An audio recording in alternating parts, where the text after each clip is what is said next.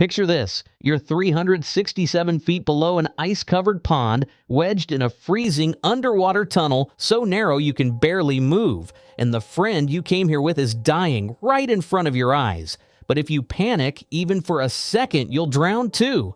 This nightmare became reality on February 6, 2014, when 5 elite Finnish cave divers descended into Norway's Pluragrata cave system with one audacious goal: to traverse nearly 2,000 meters through one of the deepest, most unforgiving underwater labyrinths on Earth.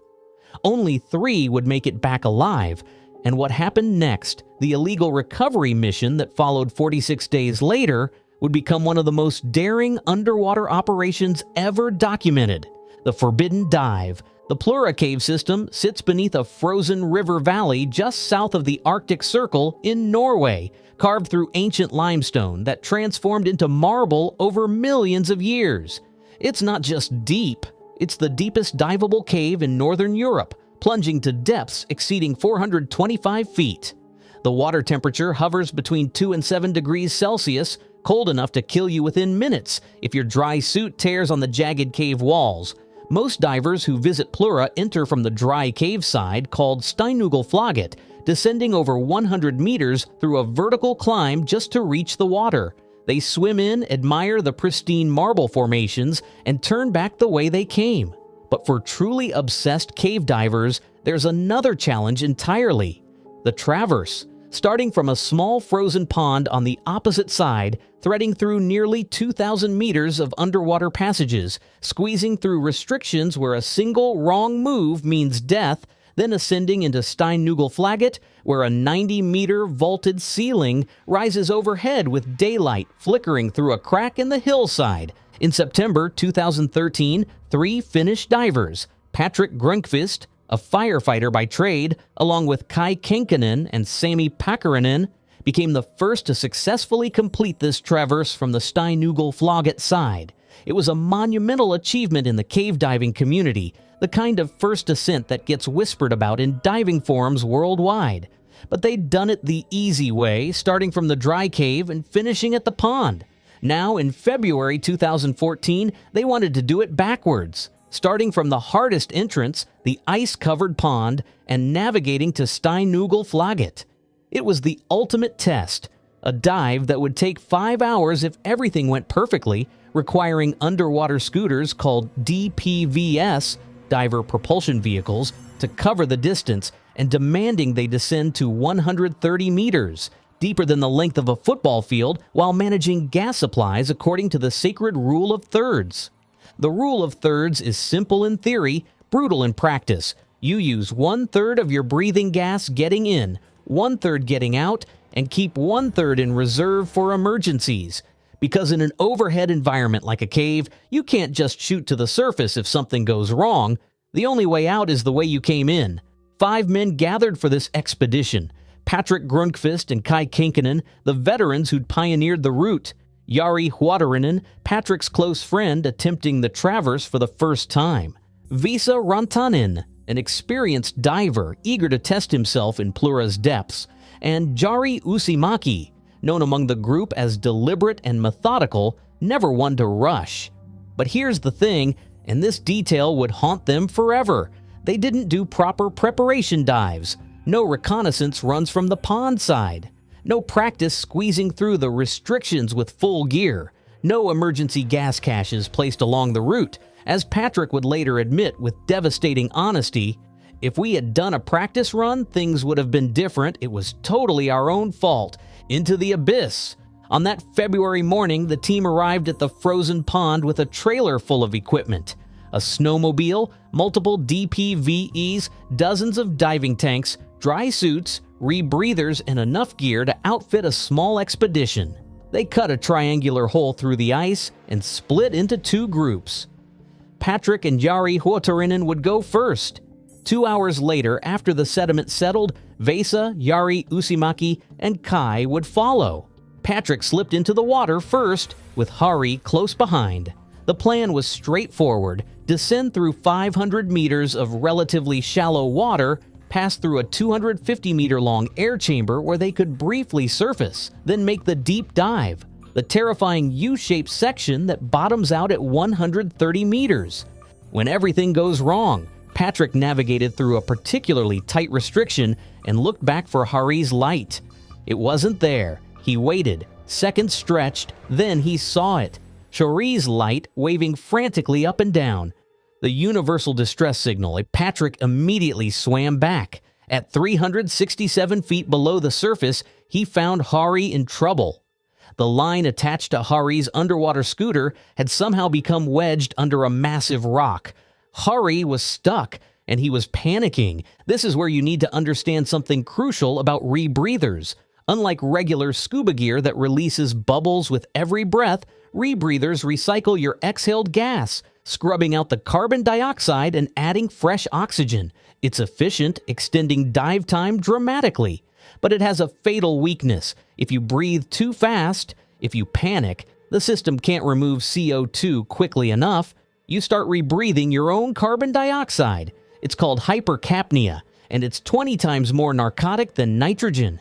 Your mind unravels, confusion sets in, you make catastrophically bad decisions. Patrick could see it happening. Hari was hyperventilating, trapped in a feedback loop of fear. Thinking quickly, Patrick tried to help Hari remove a bailout cylinder that seemed to be causing problems. He moved his own scooter out of the way. "Hari kept yelling at me to come back," Patrick would later recall. "I shouted back that I won't be more than a couple of seconds, calm down." But Jari couldn't calm down. Patrick finally saw the problem. Jari's scooter line was hopelessly tangled under the rock. In a desperate attempt to help, Patrick switched Jari's breathing system from the rebreather to open-circuit bailout gas, trying to give him fresh oxygen to clear the building's CO2 from his system. It was the wrong move. In his panicked, confused state, Hari couldn't handle the switch. He began swallowing the ice-cold water of the cave. Within moments, Hari Huotarinen was dead, suspended in the water at 112 meters depth, his body blocking the only passage forward. Patrick was now alone, his friend's corpse floating before him in the narrow restriction.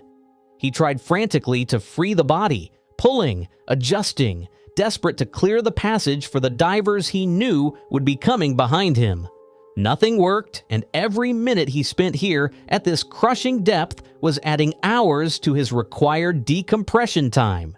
He had a choice that no human should ever face: stay with his friend's body and die here himself, or leave Hari behind and swim toward the only exit. Survival instinct kicked in. Patrick turned and swam forward into the darkness, knowing the second team would soon encounter what he was leaving behind. The second team's nightmare. Because he'd spent nearly 20 minutes at 110 meters trying to save Hari, Patrick's dive computer calculated he would now need 6 hours and 40 minutes of decompression stops. But after 7 hours underwater, his gas was running dangerously low. He made the agonizing decision to skip his final decompression stop at 6 meters and surface anyway, knowing he was risking his life but having no other choice. When he finally broke through into the Steinugelflaget cave, he had no idea if anyone else would make it. Meanwhile, 2 hours after Patrick and Jari had entered the cave, the second team dropped into the water. Vesa Rantanen led the group, followed by Hari Usimäki and Kai Kankinen. They had no idea what awaited them in the depths. Vesa reached the restriction at 110 meters, and his world stopped. Jari Huotarinen's lifeless body blocked the passage. In that instant, Vesa had perhaps 10 seconds to make an impossible calculation.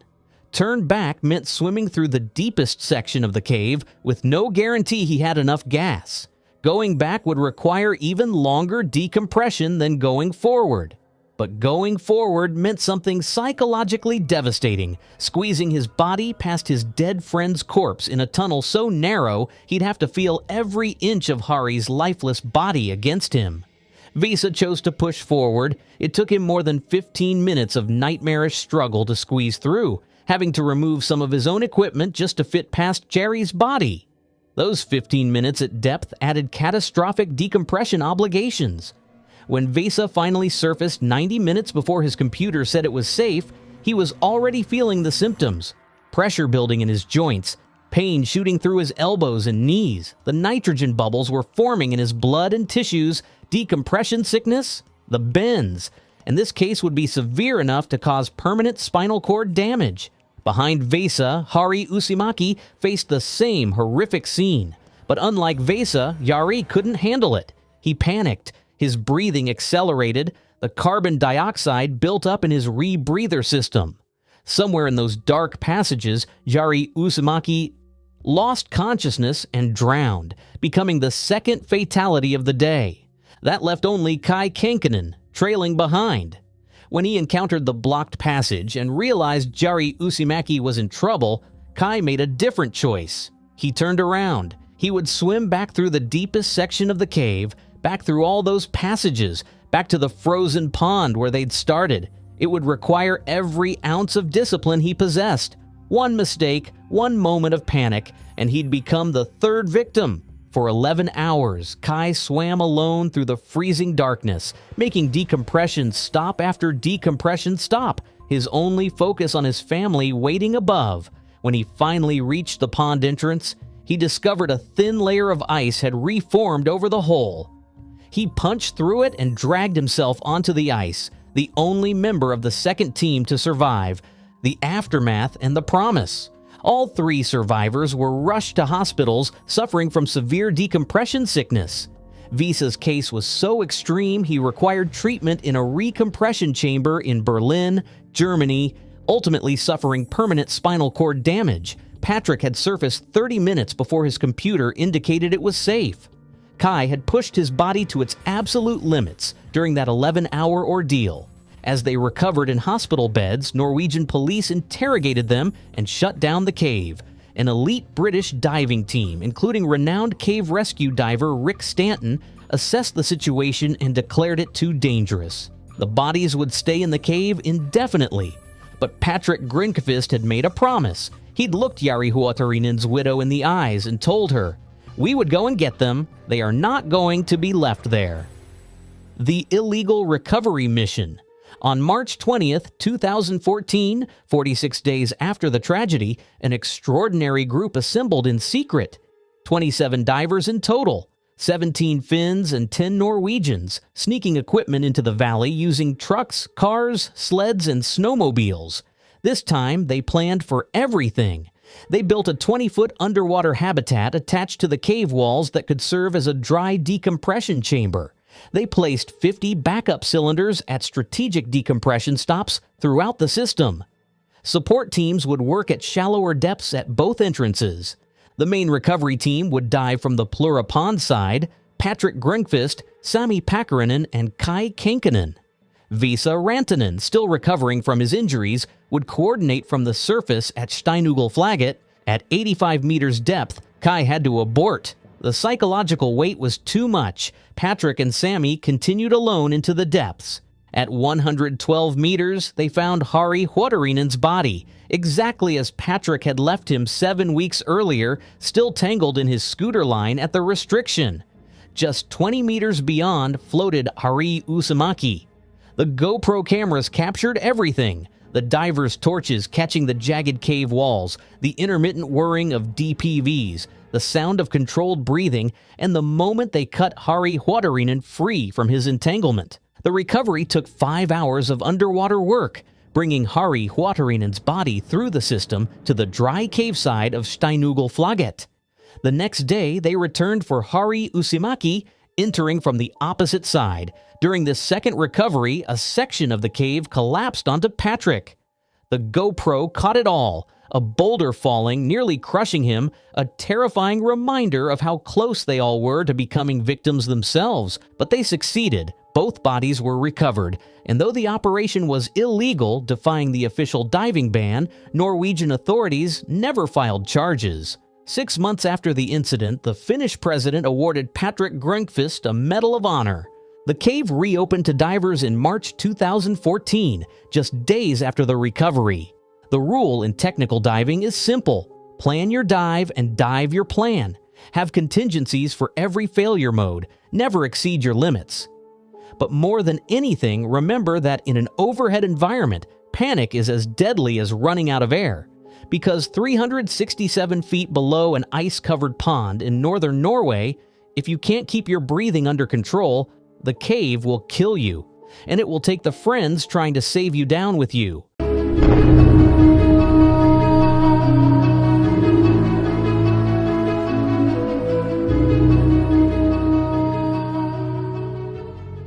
Opening: The Delayed Death, December 27, 2019. More than a year has passed since the world moved on from one of the most astonishing rescues ever attempted. The headlines faded, the interviews slowed, the cameras stopped pointing at the mouth of a cave in northern Thailand. Life, for most people, returned to normal. But inside a hospital room in Bangkok, the rescue was still unfolding. Petty Officer First Class Beirut Pakbara, a Thai Navy SEAL, was dying, not from drowning, not from a cave collapse, not from a lack of oxygen in dark, twisting tunnels. He was dying from a blood infection quietly picked up during the rescue itself. An invisible passenger carried out of the cave inside his body. An enemy that waited patiently while the world celebrated survival. The Tam Luang Cave had claimed another life. It just took its time. The cave that never really let go. The Tam Luang Nang Non cave system sits beneath the Doi Nang Non mountain range near the border of Myanmar. On the surface, it looks calm, tourist-friendly, almost harmless. But during monsoon season, the cave becomes something else entirely. Rainwater floods the tunnels. Passages shrink to tight, muddy choke points. Visibility drops to zero. Oxygen levels fluctuate. Currents push divers into rock walls. The water carries bacteria, waste, and unknown pathogens washed in from miles away. It was into this environment that a group of Thai schoolboys unknowingly walked in June 2018. And it was into this same environment that rescuers like Beirut Pakbara willingly entered, again and again. The cave did not forgive mistakes, and it did not forget those who survived it. The boys who went in and never came back out at first. In late June 2018, 12 boys between the ages of 11 and 16, along with their 25-year-old soccer coach, entered the Tam Luang Cave after practice. It was meant to be a short adventure, a walk inside, a look around. Then the rain came. Water surged through the tunnels faster than anyone expected. Exit routes disappeared. Darkness swallowed the cave. The group retreated deeper, searching for higher ground. They would not be seen again for 9 days. Outside, families gathered. Rescue teams assembled. Hope flickered and faded with each hour that passed. The cave system stretched for miles, much of it underwater. No one knew if the boys were alive. When they were finally found by expert divers, emaciated but breathing, the celebration lasted only seconds. Because finding them was the easy part. Getting them out was something else entirely. A rescue that pushed human limits. The rescue that followed became a global spectacle, not because of drama, but because of precision. Military divers, cave experts, medical specialists, and volunteers from around the world converged on a single objective. Every boy had to be escorted individually through submerged tunnels. Each child sedated, each maneuver timed perfectly. Oxygen tanks placed at exact intervals. One mistake could mean death. The passageways were narrow, twisting, and unforgiving. Some sections barely allowed a single diver to pass. Mud reduced visibility to nothing. Strong currents slammed bodies into stone. This was not a rescue built on heroics alone. It was built on repetition, on discipline, on people like Beirut Pakbara, who entered the cave not once, but many times, carrying supplies, assessing routes, supporting divers ahead and behind him. This was not a single moment of bravery. It was sustained exposure to one of the most hostile environments imaginable. Beirut Pakbara, the man behind the uniform.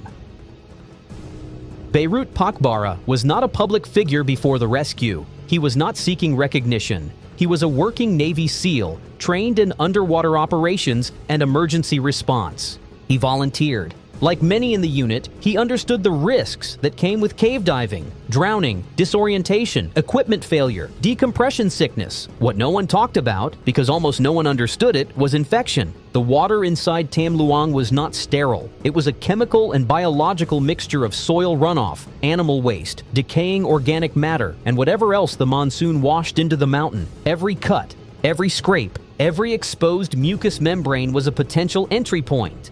Beirut completed his missions. He emerged alive. He went home. At the time, it looked like survival. The first hero lost, Saman Kunan.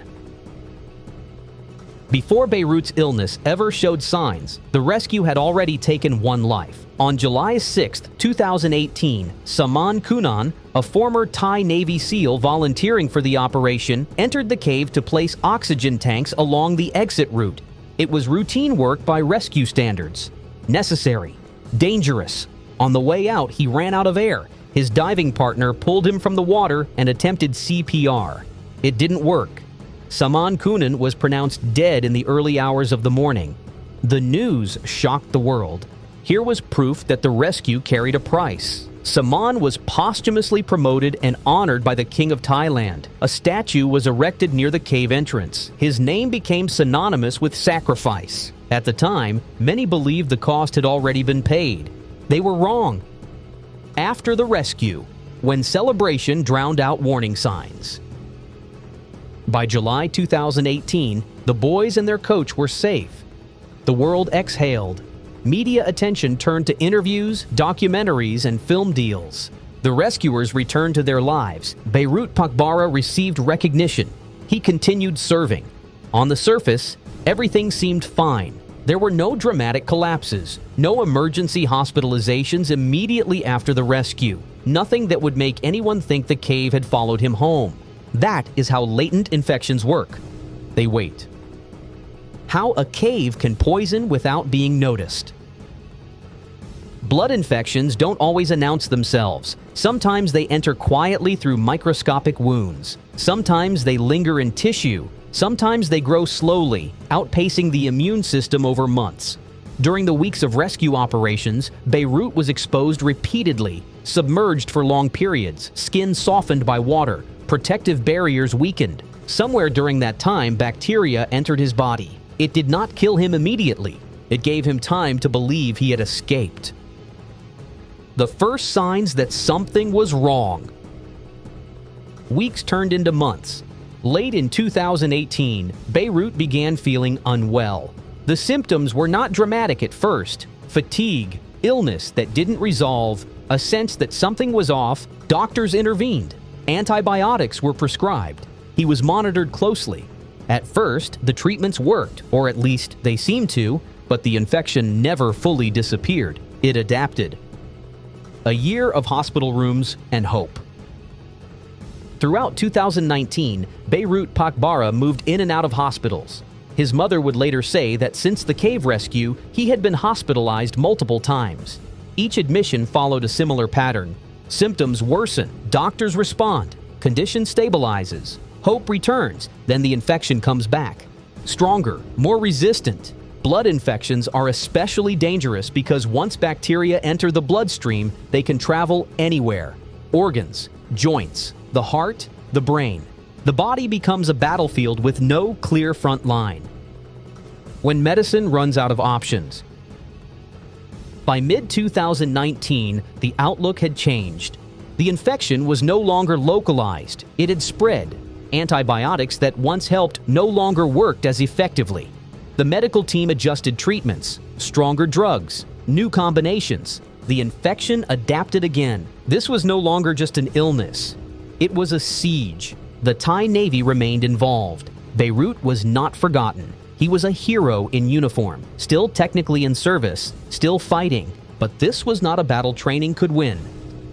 Septic shock, when the body turns on itself. As the infection intensified, Beirut entered septic shock. Sepsis is not just an infection. It's the body's overreaction to infection.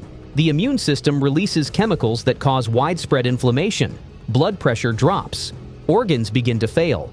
At this stage, even the best medical care has limits. Despite constant supervision, despite treatment, despite intervention, Beirut's condition deteriorated. The cave had waited more than a year. It finally took what it came for. By the time sepsis was fully diagnosed, it had already advanced beyond early containment. Doctors began aggressive treatment, intravenous antibiotics, vasopressors to raise his blood pressure, and fluids to stabilize his circulation. There were brief moments when his vitals improved, short periods of cautious optimism. But each time the infection surged back, stronger, more resistant, his body was trapped in a cycle. Fever, collapse, stabilization, collapse again. Multiple organs began shutting down one by one: kidneys, liver, lungs. He was transferred to intensive care more than once. The Thai Navy maintained a constant presence at his side, as did his family. His mother refused to leave the hospital, sitting in silent vigil, holding on to hope that her son's strength would pull him through. Beirut had once navigated underwater darkness with calm precision. Now he fought invisible darkness inside his bloodstream. His team of doctors exhausted protocol after protocol. They consulted specialists from around the country. Nothing worked. There were no dramatic updates, no televised countdowns. Just a man growing weaker with each passing day. His condition was no longer fluctuating. It was only moving in one direction. By mid-December, his doctors warned the family to prepare for the worst. Machines were doing more of the work than his body could manage. His heartbeat was sustained more by medicine than muscle. His breathing assisted by machines that hummed in sterile rhythm. He slipped in and out of consciousness. The man who had helped rescue 13 lives now hovered between life and death himself, and there was nothing left to do but wait. December 27th, 2019, the second death. On December 27, 2019, Petty Officer First Class Beirut Pakbara died in a Bangkok hospital. The official cause was septic shock caused by a blood infection contracted during the Tam Luang Cave rescue. He became the second diver to lose his life because of that operation. The Thai Navy released a statement expressing profound sadness.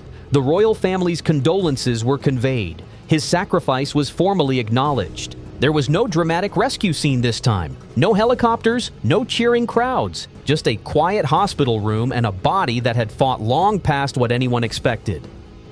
A funeral without cameras. Beirut Pakbara was buried according to Islamic funeral rites in his home province of Satun. His burial took place quickly, as tradition dictates. No global broadcast, no red carpets, no movie scripts, just family, faith, and grief. The cave had taken another life, but this one unfolded in silence. 2 divers, 2 deaths, 1 cave. Saman Kunan died inside the cave. Beirut Pakbara died long after leaving it. One death was immediate and visible, the other was delayed and invisible.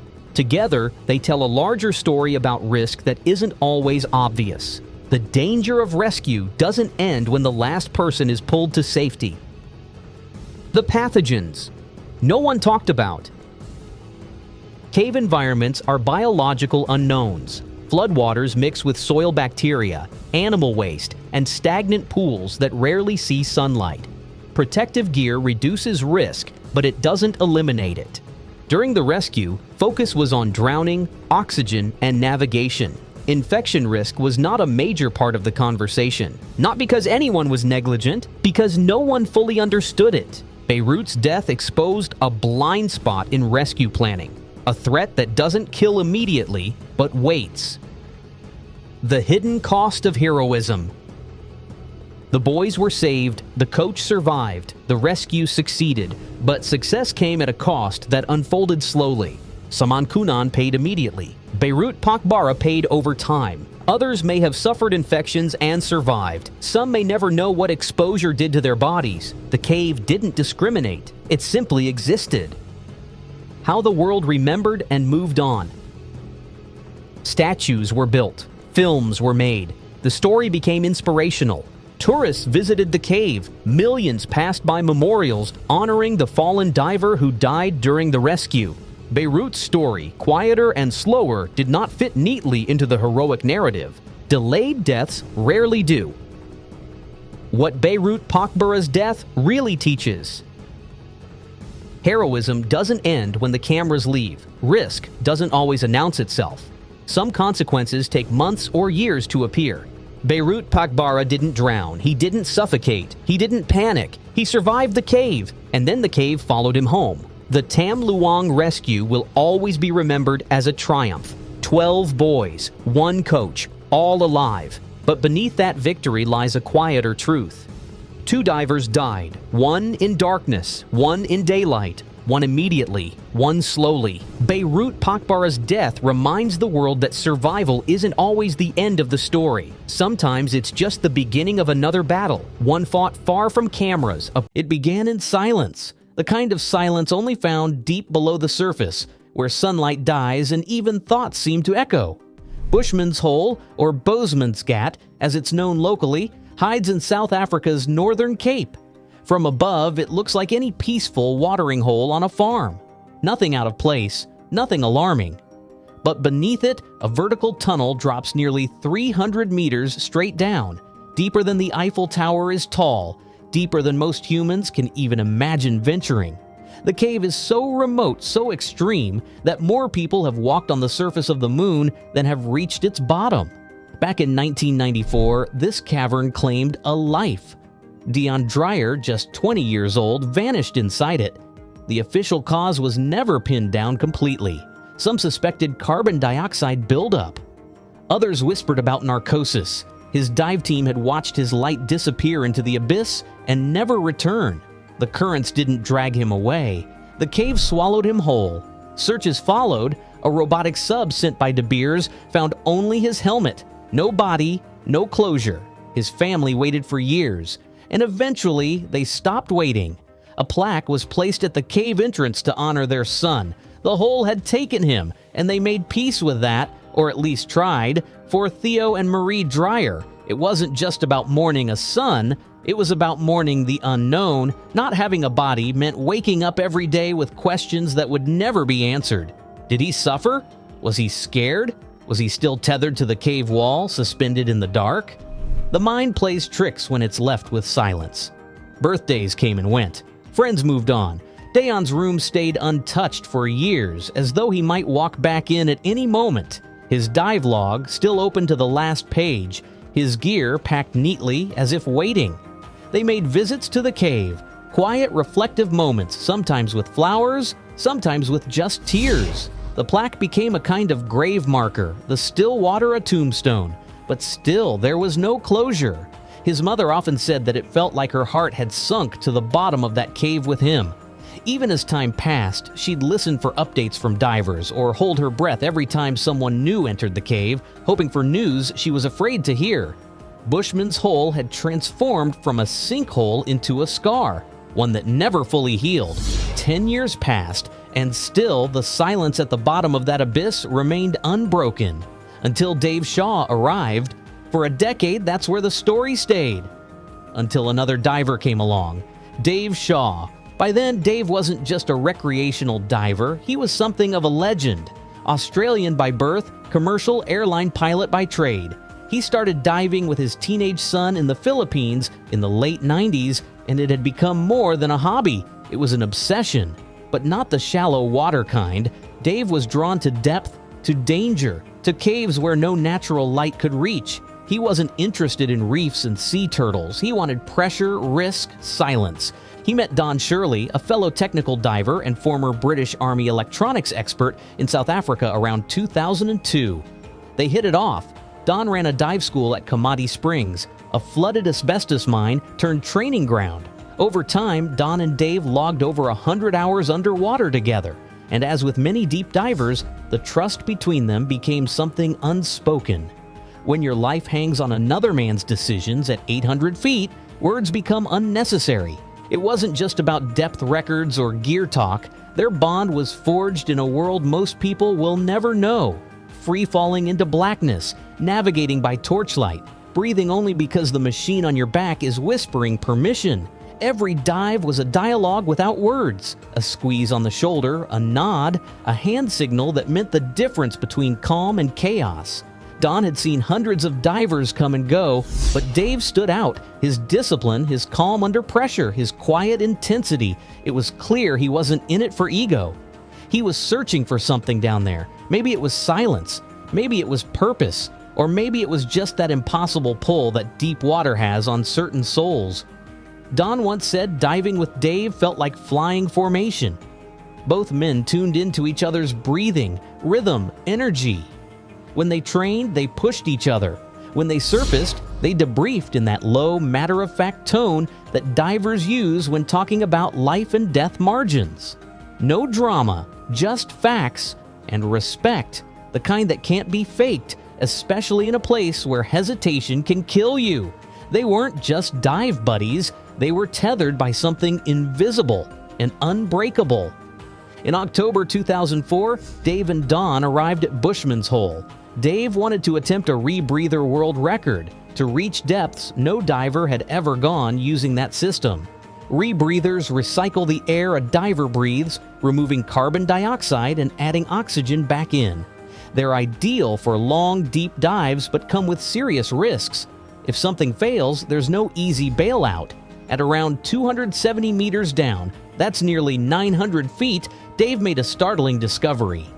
In the eerie stillness of the cave floor, his flashlight swept over what looked like a face, teeth, a skull, a wetsuit, an entire body, untouched and intact. It was Dion Dreyer. For a moment, Dave knelt next to him, processing what he was seeing. The body hadn't decomposed in the usual way. The cold, fresh water had preserved it. Dion still wore his gear, his mask, his fins, his oxygen tanks, and he was tethered to a dive line. Dave marked the spot with a reel and tied it to Dion's harness before beginning the slow, hours-long ascent. When he surfaced, shaken and tired, his first words were about going back. He was determined to bring Dion out. He'd seen him. Dion was no longer lost, but now there was something to be done. In a way, Dave felt chosen. In later interviews, his partner Don mentioned that Dave had dreamt of finding Dion before he ever did, and when the discovery happened, it mirrored his dream exactly. Same position, same expression. This wasn't just recovery. For Dave, it became a mission. He emailed Dion's parents, told them what he'd seen, offered to return and bring their son home. They hadn't asked for it. In fact, they were stunned. For years, they had let go. But Dave gave them hope. A plan was made, a full team was assembled. Support divers, safety divers, surface crew, even a filmmaker, Gordon Hiles, joined the expedition. Dave's wife, Ann, stitched a custom body bag. It had to be strong enough to contain remains that might fall apart during the ascent. After 10 years in cold water, soft tissue preservation is unpredictable. The plan was to secure the body underwater, seal it in the bag, and pass it from diver to diver up to the surface. The procedure was practiced in a lake a week before the main dive. Don lay at the bottom as a stand-in. Dave rehearsed slipping the bag over a body in limited visibility and tight conditions. Every second counted. Spending too long at depth could trigger a chain reaction of deadly consequences: increased carbon dioxide, oxygen toxicity, narcosis, or equipment failure. The actual dive was scheduled for January 8, 2005.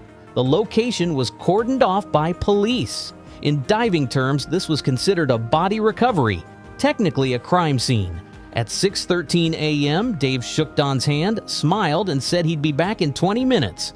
He wasn't bluffing. Everything had been calculated. At 11 minutes into his descent, Dave reached the cave floor and located Dion's body. He pulled out the body bag. Everything was going to plan, until the moment it wasn't. The second Dave tried to place the body into the bag, things started going wrong. A silt cloud burst from the floor, clouding visibility. When it cleared, Dion's body was no longer where it had been. It was floating, and something even more horrifying had happened. The head had separated from the body. Instead of a skeleton, Dave had encountered a corpse preserved into a waxy, soap-like substance, a condition called adiposity, common in freshwater bodies. His arms and legs weren't stiff. They drifted like a puppet. When Dave grabbed the legs to pull them into the bag, they bent unnaturally. He started panting. Breathing rate increased. Carbon dioxide began building in his bloodstream. And then came the critical mistake. Because of the helmet camera, Dave had modified his gear setup. Normally, he kept his flashlight attached to his wrist or neck, but this time he let it float beside him. In the chaos, the light drifted into the dive line. It tangled, and now so did Dave. He tried to cut himself free, reached for shears. Hands trembling, he fumbled in the dark. His breathing worsened. The video footage captured it all. Shallow, rapid breathing. twitching hands, a man trying to follow protocol as the darkness pressed in. At 5.5 minutes on the cave floor, Dave's movements slowed. Then they stopped. The line had snared his gear, the CO2 had overwhelmed his body. Consciousness faded. There were no bubbles, no ascent, no signal. Don Shirley, waiting 50 meters above at the agreed rendezvous depth, saw Dave's light below. It wasn't moving. No bubbles, no sound. He knew. Still, Don began descending to help, despite knowing it would push his body to its limit. At 243 meters, he heard a cracking sound. His oxygen controller had failed. He could no longer regulate his breathing electronically. Everything had to be done manually, which meant the rescue attempt was over. If Don pushed further, he'd join his friend in death. He turned, began the hours-long ascent, battling dizziness, nausea, and at one point, spinning vertigo. A helium bubble had formed in his inner ear. For 12 hours and 32 minutes, Don remained in the water, decompressing. Eventually, he was pulled out and taken straight into a recompression chamber. It took him over a month to fully regain his balance. Back at the surface, the dive team watched and waited. Time ticked by. Divers sent slates with messages. One surfaced with a grim sentence: "Dave not coming back." And then, days later, something unexpected happened. As support divers cleaned up, one looked into the water and saw something. Two shapes, floating, entangled. It was Dave and Dion together. Shaw's body pinned to the cave ceiling by an inflated buoyancy bag. Dion, headless, just beneath. The flashlight that caused the entanglement was still looped through the guideline. When the team pulled the line, the bodies came up too. Dave had, in a way, completed the mission. He had brought Dion back, but the cost was his life. The helmet camera revealed the final moments in grim detail. The footage was later analyzed by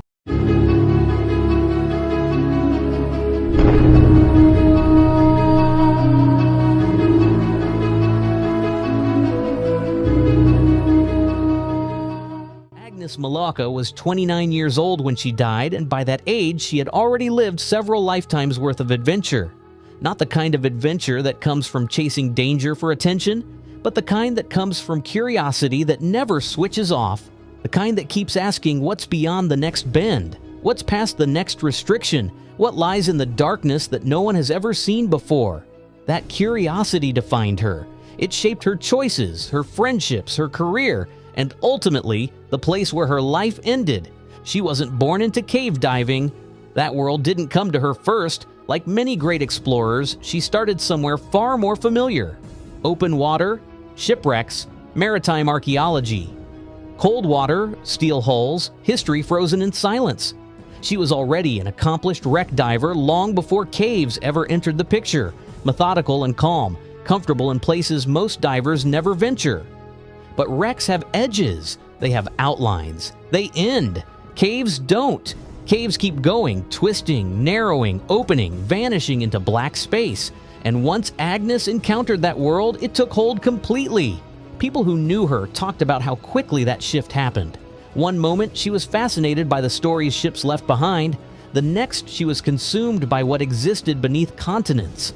Carved by water over timescales that made human history feel irrelevant. Cave diving wasn't just another challenge to master, it became the center of her life.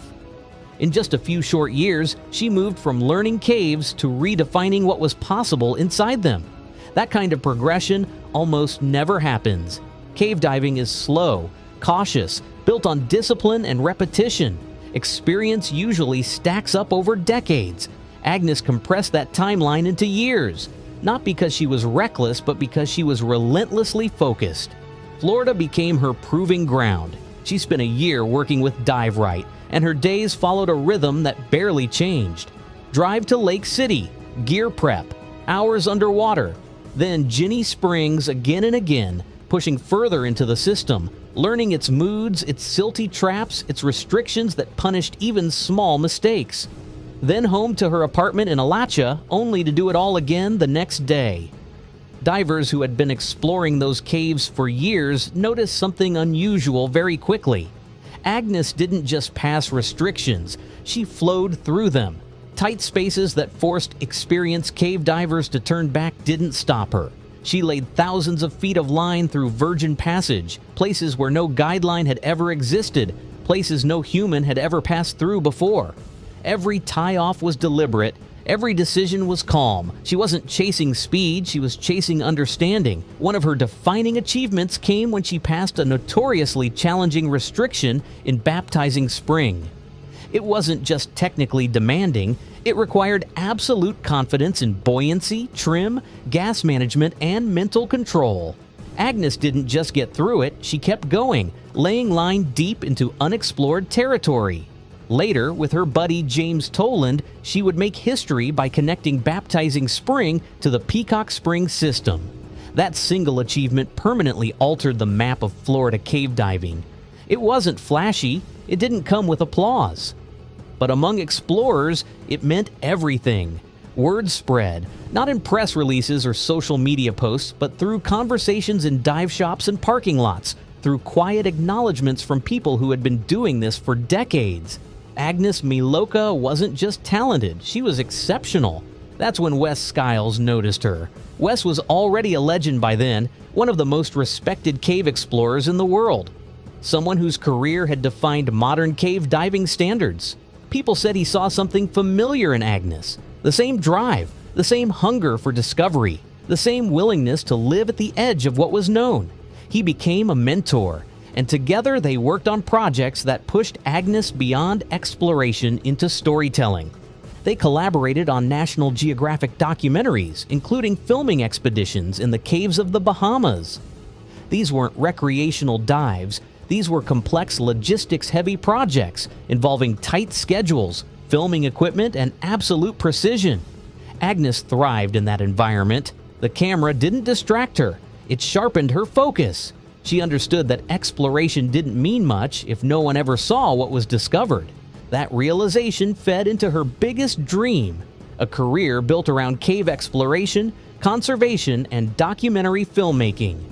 The proposed Agnes Miloka project was meant to follow her across the world into underwater caves few people would ever experience, capturing not just the beauty, but the process, the discipline, the patience, the reality of exploration. It was ambitious, it was groundbreaking, and it would never be completed.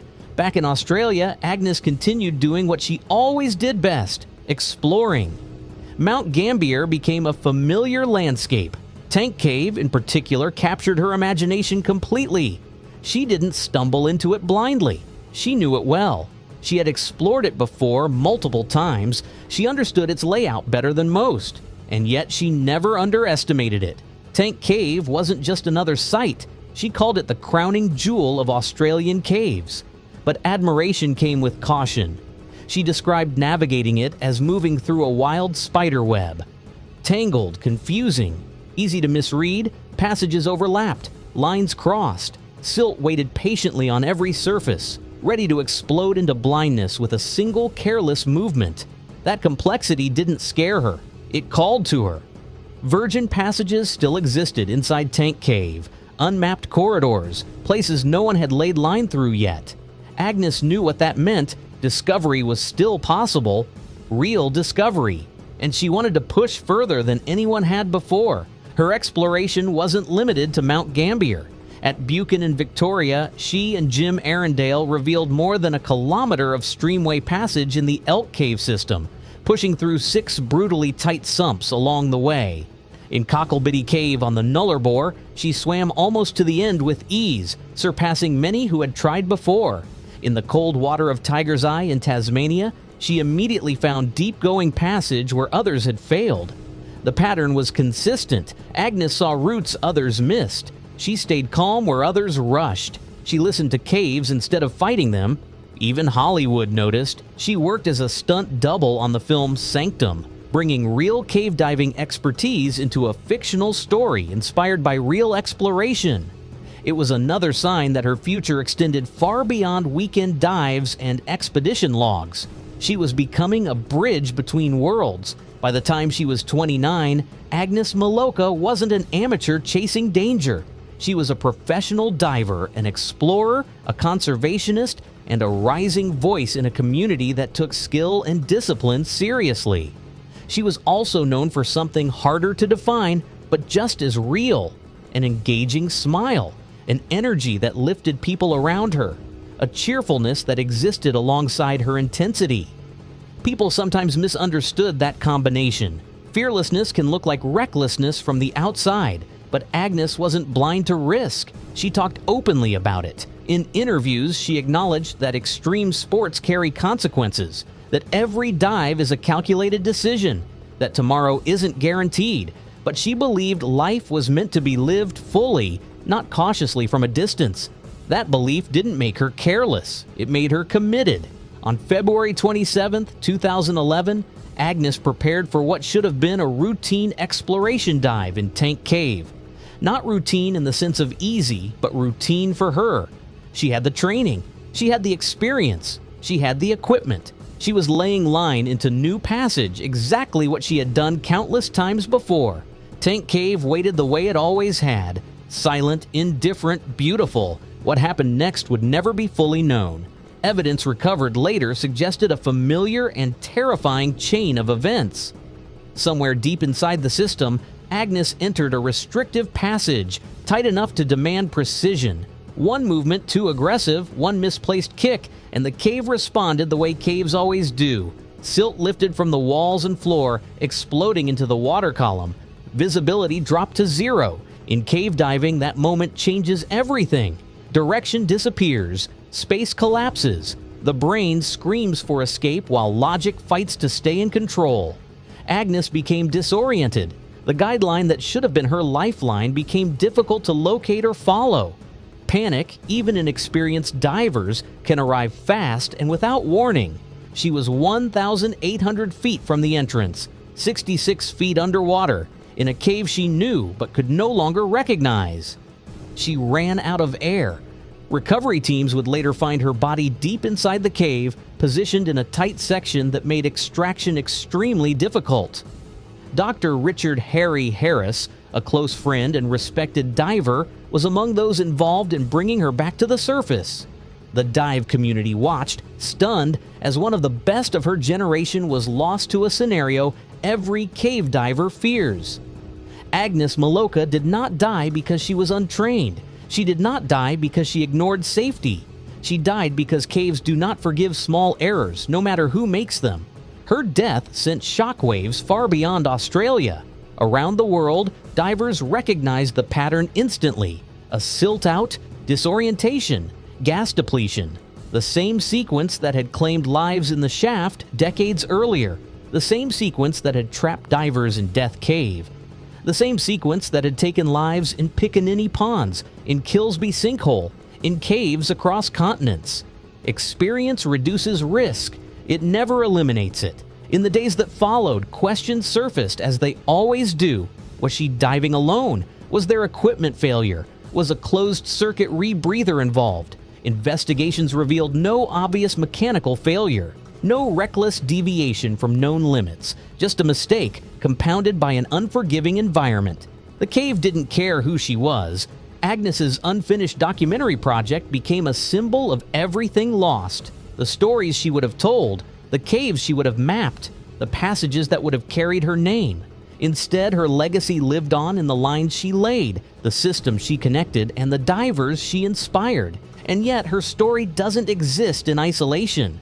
Australia's caves are beautiful, but they carry a history written in loss. The shaft near Mount Gambier claimed 4 lives in 1973, an incident so devastating it reshaped cave diving safety standards nationwide. Pickaninny Pond saw divers run out of air after silt destroyed visibility. Death Cave earned its name after 3 divers died in a single accident, leading to its closure.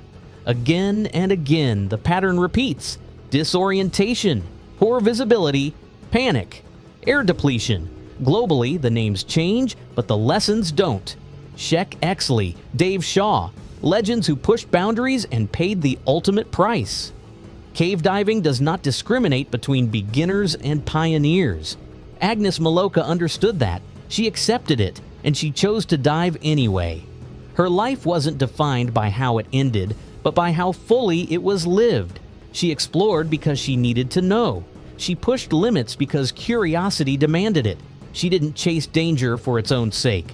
She chased understanding, and in doing so, she became part of the caves she loved. When Agnes Maloka died in Tank Cave, the shock reached far beyond Australia. She wasn't just respected, she was admired for her calm, fearless approach and deep understanding of cave diving.